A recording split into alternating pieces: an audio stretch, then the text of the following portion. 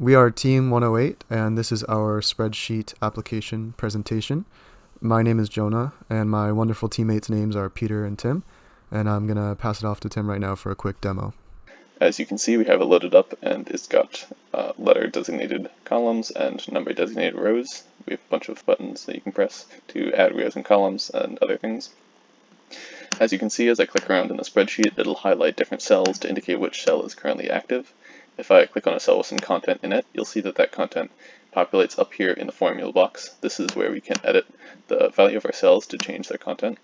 If I click here on an empty cell somewhere and go up to this formula, let's say I want to input an equation. I can start with an equal sign to designate that this is an equation, and then let's say I want to do 10 plus 2 times 5. Hit enter.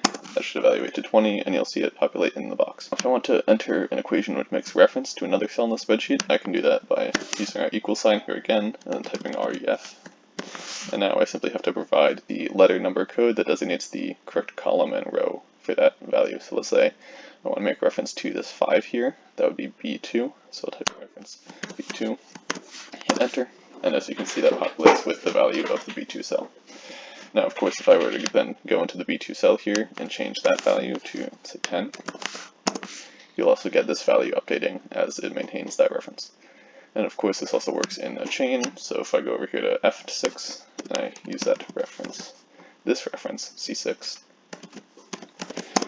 that will also update to the B2 value. And now if I change B2 back to 5, you'll see that both cells, which are downstream of B2, both update their values. This, of course, also works for functions like summation. So if I were to take the sum from A1 to B2, you can see that this is dependent on these 4 boxes, and if I go ahead and change the value of B2 once more, both the summation and the 2 dependent cells will be updated. This also works with row and column insertion and deletion. So for instance, we have this cell referencing B2, this cell referencing C6. If I go ahead and delete the B column, you'll see that this cell is now still going to reference B2, that's an absolute reference, but B2 is now this value 6. And if we come over here, we should see, yes, this is still referencing C6, although C6 is now empty, so this does not display value. And as you can see, the summation has also updated to reflect the new values in these 4 positions.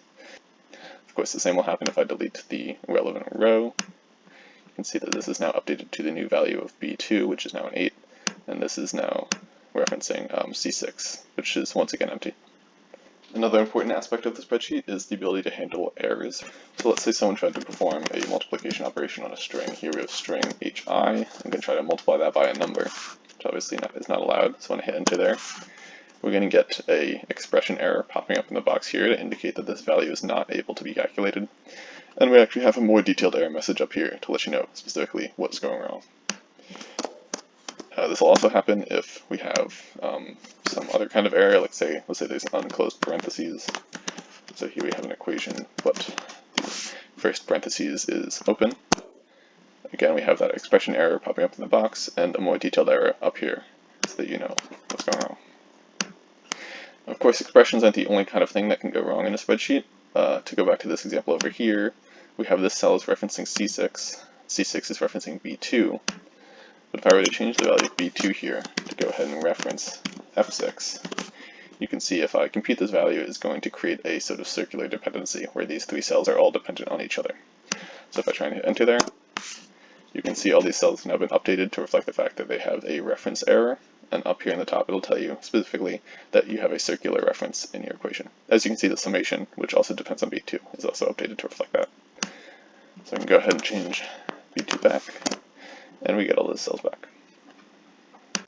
For our first additional feature, we implemented the import. So from here, I pick a CSV file, and then after pressing the upload button, it imports it into the spreadsheet. And to export it, I name the file and then press the export button. The next additional feature we implemented is the undo and redo buttons. So here's my first operation, and here's the second operation. And if I hit undo, it goes back to the first one, and if I hit redo, it goes back to the second one. And I can add even more actions on top of this, and I can undo as many times as I'd like. So I can go back twice and then go forward twice. And this can even work with adding columns and adding rows, and deleting columns and rows as well. So here I add a row, and then I undo my adding row and adding column. And then here I can undo deleting rows and columns as well. Now the final extra feature of our spreadsheet is extra equations for statistical modeling. So as specified in the assignment, we of course have the average range function. If we were to take the average of cells A1 to B2, those four values, we'll see that the average of these four values is 4.25. We can actually go in here and also use standard deviation. And if I were to take that over the same range, you can see that this rather long value, 3.11 something, is the standard deviation of the values in these four boxes. So if you want to know that, you can get that there.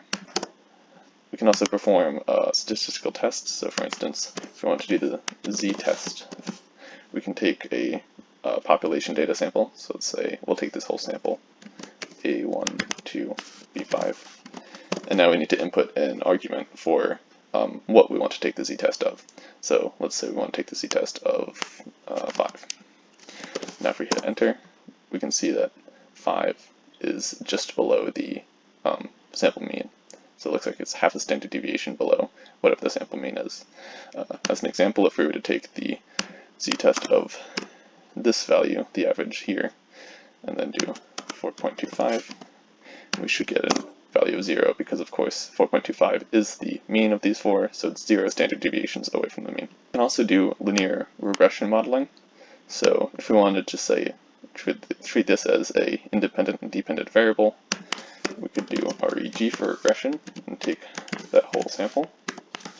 And now what this is going to do is calculate a linear regression model for us. So then let's say if we wanted to extrapolate, we could enter a new value here, copy that linear regression over, using the cell reference we want, a 7.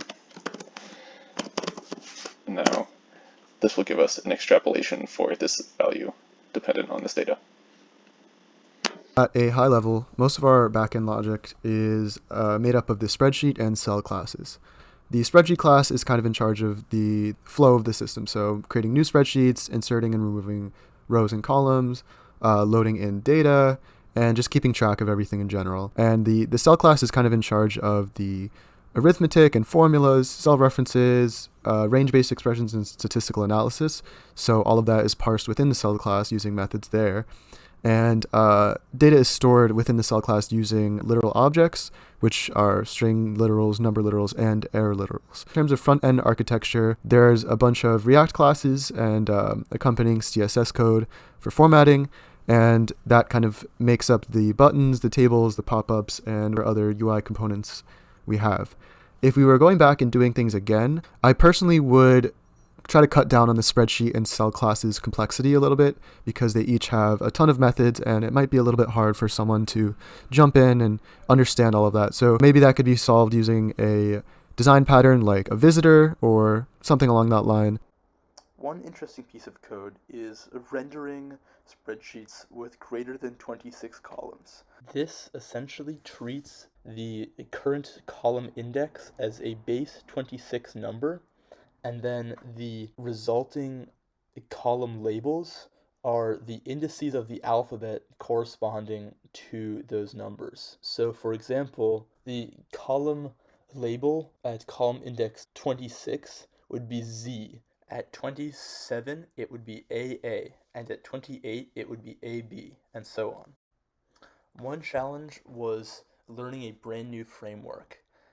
After completing this project, I'm definitely looking back and realizing I would have structured the React components differently. Our big strength was pivoting between approaches and refactoring. When problems arose with our old implementation, we were able to easily and quickly change over to a new version. And finally, one point of improvement would be our software development lifecycle. We implemented the sprint method fairly well, but we should have gone further with this and implemented more structured test-driven development and more structured code review. Thank you everyone for watching.